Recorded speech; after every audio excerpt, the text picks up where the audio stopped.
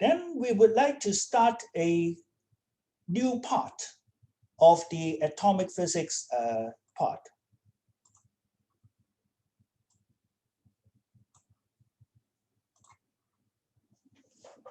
Okay, so we are done with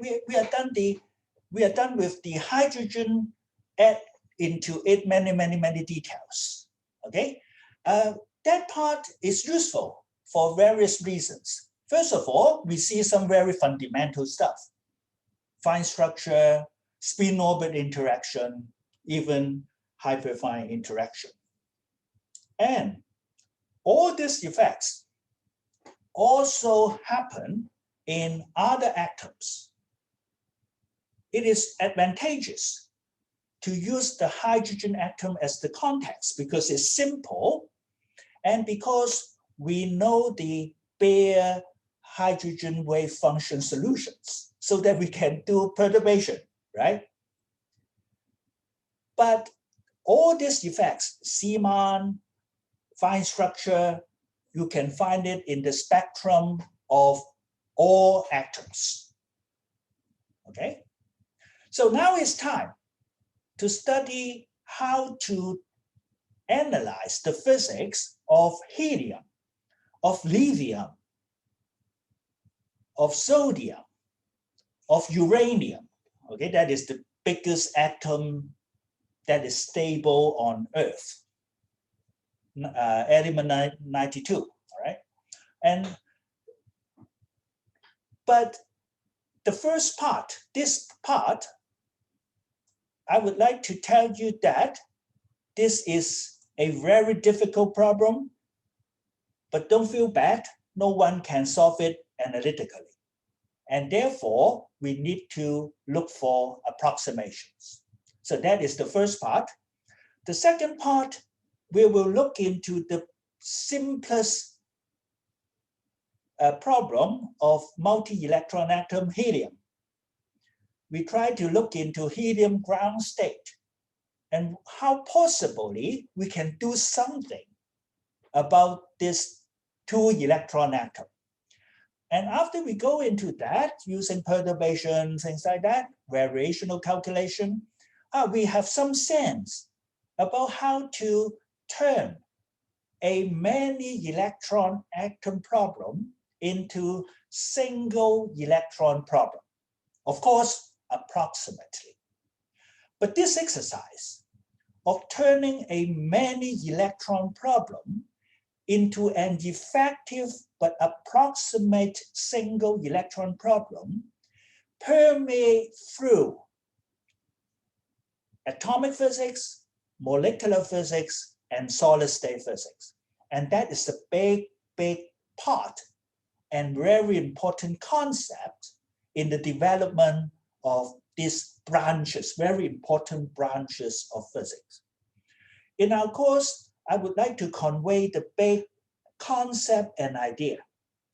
For calculations, we don't do very difficult calculations because it is rather technical and professional, but at this stage, it is important to know what is the underlying idea when we turn a helium atom problem into a one electron effective problem. Okay, so that is the logic flow for this part of the course. So let me start. We will soon see that even helium cannot be solved, and it is very difficult, a very difficult quantum mechanical problem. Therefore, the problems ask for new ideas and concepts. There are several new ideas and concepts that we will pick up. Most noticeably are how to reduce many electron atomic problem to approximately single electron problem. Okay, that fall into some name called Hartree and Hartree-Fock approximations. And actually that is part of many body problems, quite hard, Feynman diagram, things like that. But we will not do such technical stuff. I will try to give you the big picture, what is behind the thinking. And after that, we have to deal with a fact that unlike hydrogen, we now have at least 2 electrons living in the atom or more. It can be 50, it can be 92 for uranium. So we have many so-called indistinguishable particles. So you can think about the 92 electrons in a uranium atom. We cannot label them by different colors. Therefore, we cannot say, this is called the red electron. It is in the so-called 1s, and this green one is in the 2s, and so on. The electrons are indistinguishable. So how could we write down a proper wave function for 2 electrons, 3 electrons that are indistinguishable? Indistinguishable give us some further physical restriction. For example, if one particle, 1 electron is here, 1 electron is there, this is the nucleus, okay? If we interchange the coordinates of the 2 electrons, you cannot recognize that something is being changed because they are identical, right? Therefore, we have to learn how to write proper many electron wave function. So that is another new concept, very profound. And that will lead us to the way of filling the electrons in to something called a single electron state. So single electron state is already an approximation in itself because it is a many electron problem. We cannot do that, but we do that. And therefore, we need the Pauli exclusion principle to fill the electrons into such states. So this will be the sequence of topics that we will encounter. So let's take a look at an atom problem. A very general atom problem is I have a nucleus, the positive charge is plus Ze. Ez is the standard notation for the atomic number. That means how many protons are there in the nucleus. So this is the positive charge. The periodic table is lined up using Ez, okay? Ez is 1 is hydrogen, Ez is 2 is helium. So in general, we have plus Ze nucleus, and then for neutral atoms, we have Ez electrons, okay? So we have a many electron problem. So everyone must take note, okay? Quite unlike all the quantum mechanics problem you have seen before. Harmonic oscillator, you have 1 particle of mass m. Hydrogen atom, you have 1 electron. Particle in a box, you have 1 particle of mass m confined in something like that. All right? So here you have Ez electrons. The point is that we know the governing equation. Okay, that is to say, we know the physics. Just can't solve the equation. Now, it is very different from we don't know the physics. We know the physics. We can write down the equation, but just we can't solve it. So let's see how complicated things are. At this point, I would like to mention that we will ignore all the effect that we studied in the last chapter. We will ignore spin orbit. We will ignore relativistic correction for the reason that we have electron-electron Coulomb interaction. That Coulomb interaction is much stronger than all this tiny effect that we discussed in hydrogen. Because hydrogen, we don't have Coulomb repulsion, one electron only. Therefore, this effect, we better discuss them. But in a bigger atom, if we don't know how to handle electron-electron interaction, never mind about the smaller correction. Therefore, we focus on the more important thing first. That's life. So let's look at the atom Hamiltonian. Okay. For simplicity, we assume the nucleus to be fixed at the origin 0, 0, 0. Therefore, we have a Z electron problem. Okay, so this is the setting. So let's write down the Schrödinger equation. We need to write down the Hamiltonian first. That's not hard. We have Z electrons. Each one has such kinetic energy term. Okay, so do you understand? This is the kinetic energy for electron number 1. I have Z electron. I need to label it with the coordinates R1 to RZ. Okay, so do you follow me that up to here we have Z kinetic energy terms?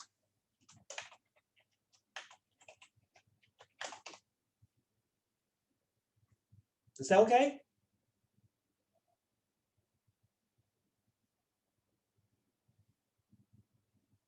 Okay. Now, every electron will see the nucleus. Therefore, every electron will feel a Coulomb attraction potential energy due to the nucleus. Okay, so let's write it down. The nuclear charge is Ze. The electron charge is minus another E. Therefore, you have Q1, Q2 being minus Ze squared. The first electron is at a distance R1 from the nucleus. The Z1 is at a distance RZ from the nucleus. Therefore, I have Z Coulomb attraction term. Okay, do you follow me? This line is each electron sees the nucleus.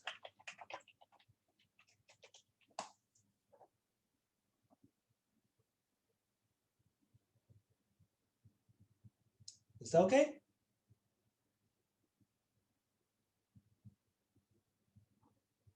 Okay. Now, what is really causing all the troubles is the last line. We have electron J, electron I.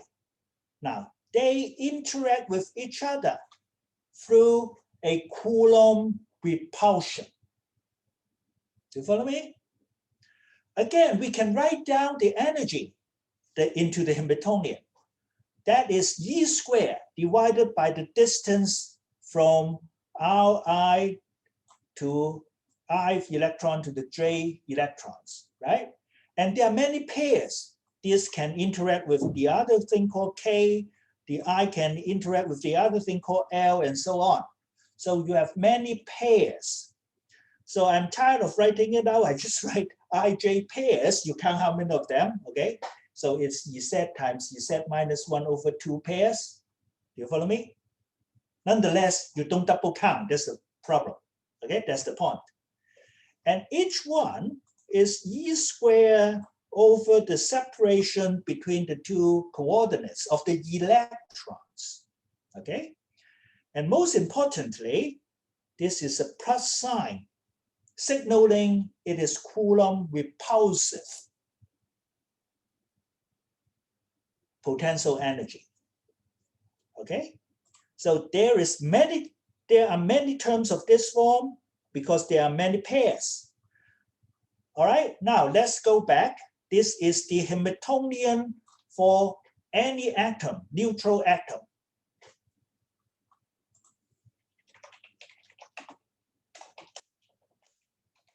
Okay, do you understand the Hamiltonian?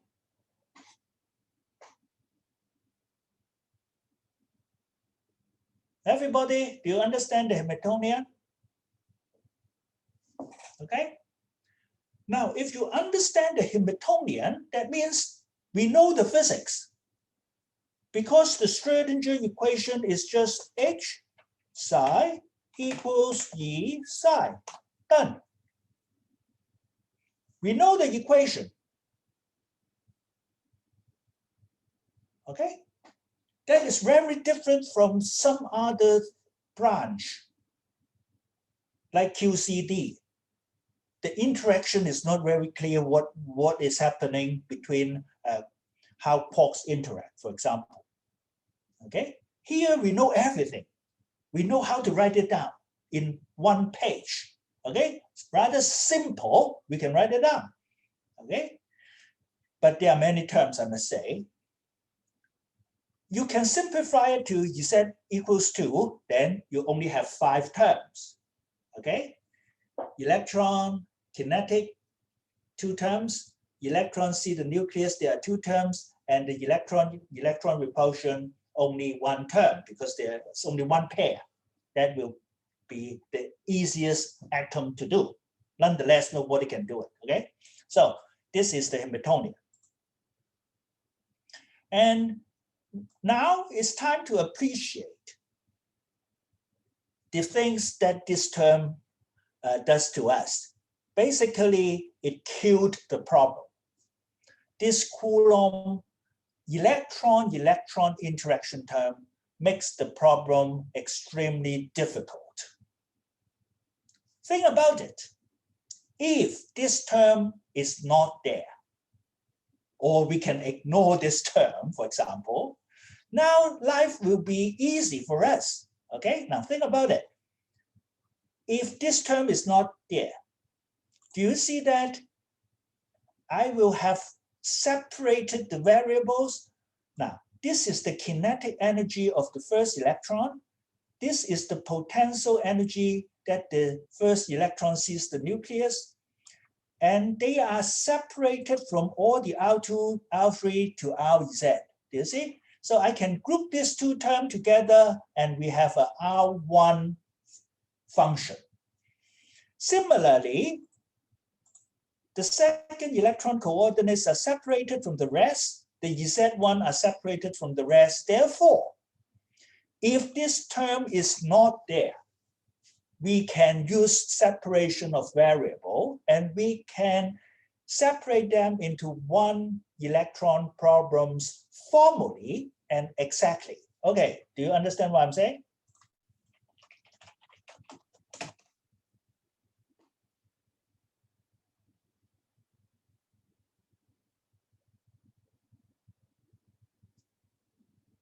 Do you understand?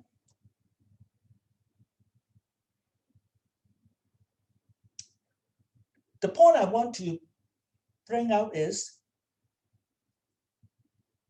this multi-electron atom, because of electron-electron Coulomb repulsion or electron-electron interaction term, this particular one highlighted, that makes the problem insolvable. Otherwise, life is still okay. But this particular one is killing the whole problem. Okay? It's not 1 term, it is many terms. There are many terms because there are many pairs of electrons. Okay? So let's do it. The Schrödinger equation. Of course, we know the Schrödinger equation, right? This is H psi equals E psi. So we are done. Okay? Equation 2 will be the governing equation for all the atomic physics. You write it down for helium is 1 equation. You write it down for lithium, then you will have 3 kinetic energy term, and then many, how many pairs you have? 1, 2, 2, 3, 3, 1. So you have 3 electron Coulomb pair term. All right. Nonetheless, we know the equation. Okay. So follow me up to here, because new things comes in.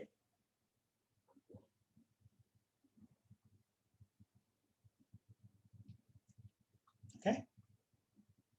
Now, we know the equation. This is the Schrödinger equation, but you may see something new here. Formally, because we have many electrons in the atom, the wave function is related to all the coordinates of the electrons.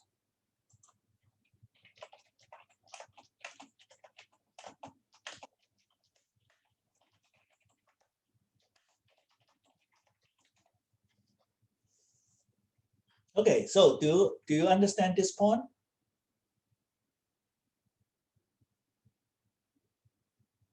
Okay, now this is what many electron wave function means. It is not a wave function of one electron only. Formally, we have a wave function that is a function of all the coordinates of the Z electrons. This is many electron wave function. Okay, so this is the point I want to make. It is different from what you learned before in other problems. In harmonic oscillator, you only have a psi of x because you only have one particle confined in the harmonic oscillator in one direction.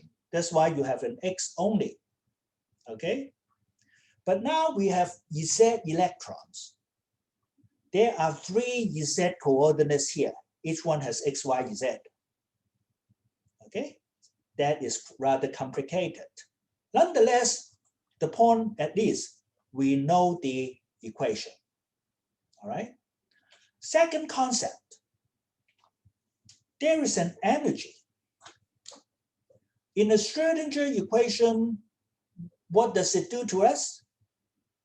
It will give us the eigenstates, that is to say, the many electron wave function, and its corresponding eigenvalue, the energy of the whole atom.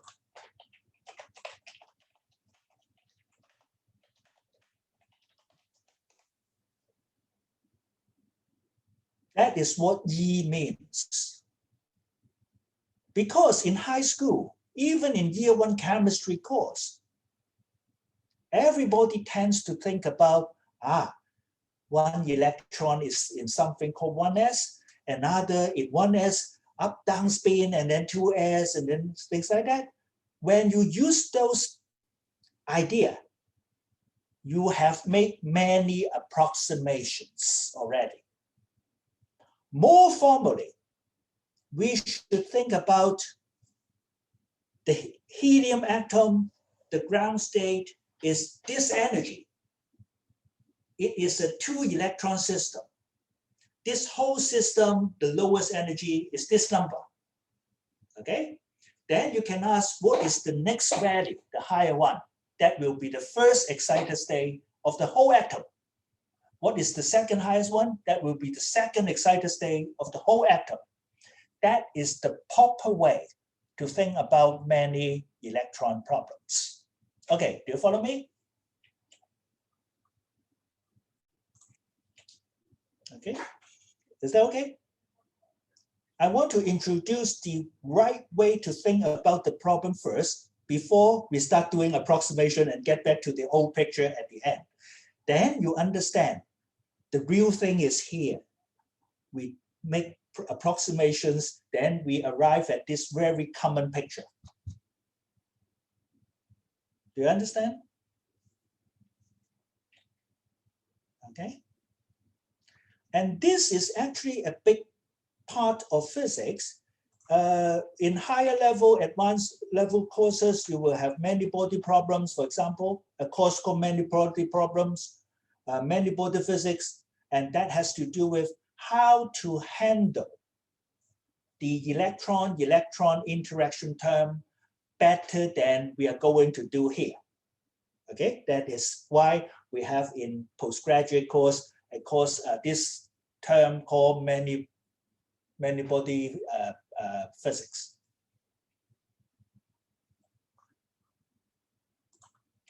So that means we may be curious about what is the interpretation of a many electron or many particle wave function. We know the interpretation of a single particle wave function, right? The square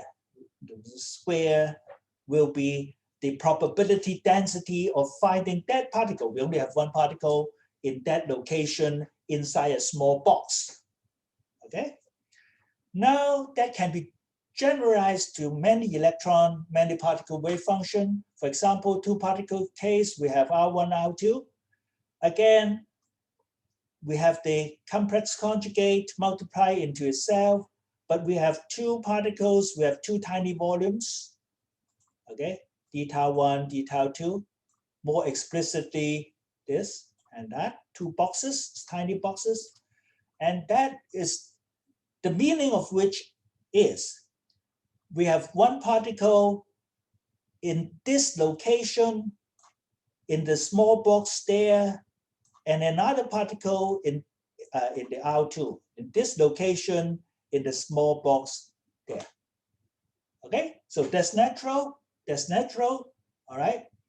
But hidden behind this interpretation is already another big physics idea waiting for us to explore.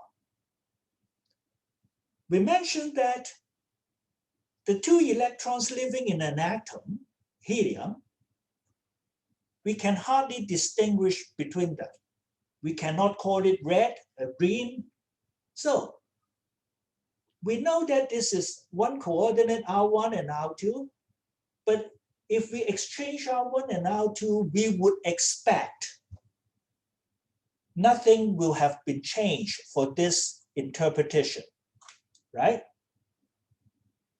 Because we still have one particle in there within that box, another there, another point within that box, because they are indistinguishable, okay? So that poses a question. How can we write this wave function properly? There are some additional requirements, obviously, has to do with the interchanging of the coordinates. Okay, that is called the exchange symmetry. You interchange the two coordinates. Something must be obeyed. Okay, we will explore that question later. But this is how we interpret many electron wave functions. We already mentioned that it is this Coulomb electron-electron repulsive term that kills the problem, make the problem insolvable. If it is not there, we already saw that each particle, two terms, kinetic and potential energy seeing the nucleus, are separate from each other. The whole Hamiltonian will become a sum of terms of one coordinate only.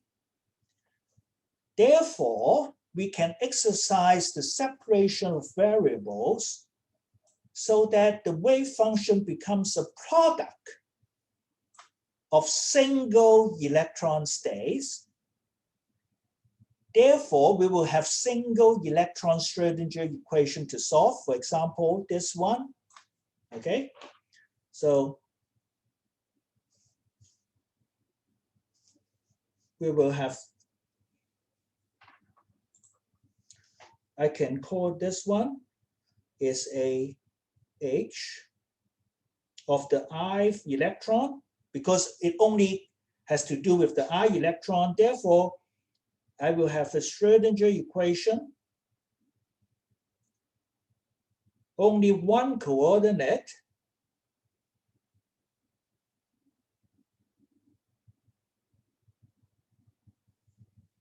okay? And this one looks familiar. It looks like hydrogen. It's hydrogen-like, except that I have a Z here instead of 1. Therefore, we can copy result from hydrogen. That's pretty nice. And we know immediately all the results here, okay? And if we can do that, this become a product of this single electron wave function. And following the idea of separation of variables, the total energy is the sum of each particle's energy, okay? So have you done separation of variables several times last term?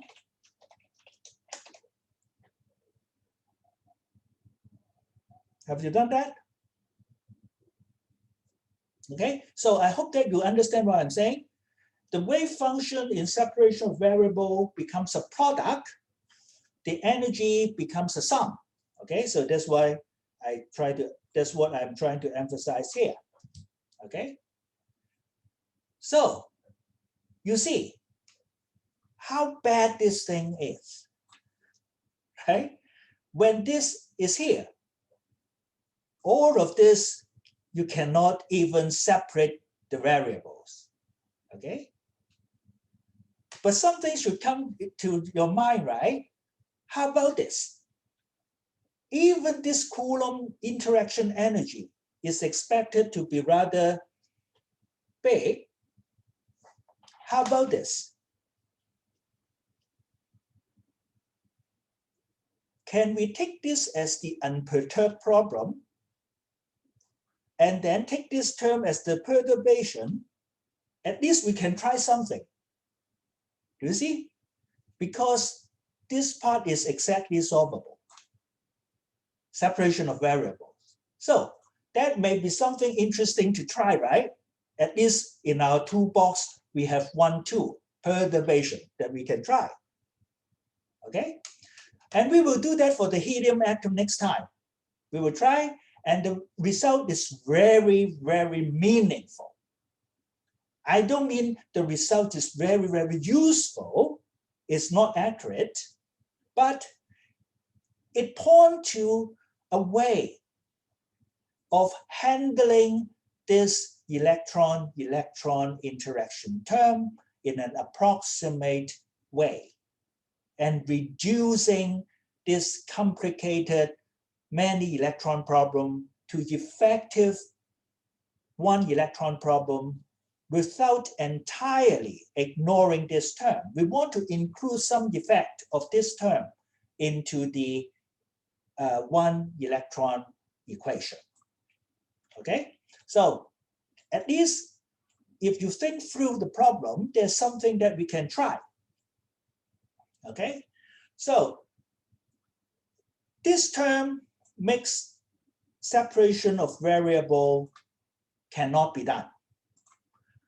Reversing the idea, I want you to be very sure the take-home message of this part is that when we say we are approximating the problem by solving for single particle states, that is to say, when we say sodium has 1s, 2s, 2p, it is already an approximation. I want you to get this point. Because formally, you cannot do that. Strictly speaking, that cannot be true because of the presence of this term. Okay? Nonetheless, from high school onwards, you have been using it. You will feel an electron in the 1s, another in the 2s, a few in the 2p, and then up to somewhere you stop, run out of electron, right? So you have been memorizing all this. The first thing I want to do is to tell you that, okay, you can keep on using it, but make sure that you understand there is an approximation behind such a picture. Formally, you cannot do it, okay? So point number one, we cannot do it. Point number two, we will do it as an approximation, okay? So the rest of the chapter has to do with how we can possibly make this approximately okay. And that is the development about how to handle this term in an approximate way, okay? So this is at best an approximation, meaning this one, if we keep on using it, okay, approximate sign, and how good the approximation can be. So what is the way out? Next time, we will develop the idea behind, we want to change this into a single electron problem. Retain the nice thing. Why? Because we know how to solve it at least 2/3 of the problem. If we have a single electron problem remained, and assuming that to be spherically symmetrical, at least we know the solution must be of this form. And this part is universally known. We don't need to do that anymore. All right. And then we have the S state, P state, D state, everything remained nicely. We have the directional character of the atomic states. Therefore, we can use this for bonding to form molecules. How nice. Okay. The temptation is so great that we better develop what is underlying this approximation and use the approximation instead of solving the very difficult many electron problem. Okay, so that is the strategy, or it is our wish actually. We don't want to give up the nice thing. Okay, so next time I will discuss with you some very clever and rather fancy idea about how to do mean field theory. How we can take the other electron's effect on one electron. Okay, so we have Ez minus 1 electron, provide some effect on the one singled out electron. If we can do that, then we have a single electron Schrodinger equation, then we are happy. We go back to here, we have the S state, P state, and so on. Everything will be fine. Okay, so that is the idea. So I will discuss it next time. A very clever things comes up and very profound inference. I think nowadays thousands of PhD theses are relying on such a simplifying scheme and doing condensed matter, doing atomic, doing molecular physics. Okay, so I see you next time. I will stay behind and answer some of your questions.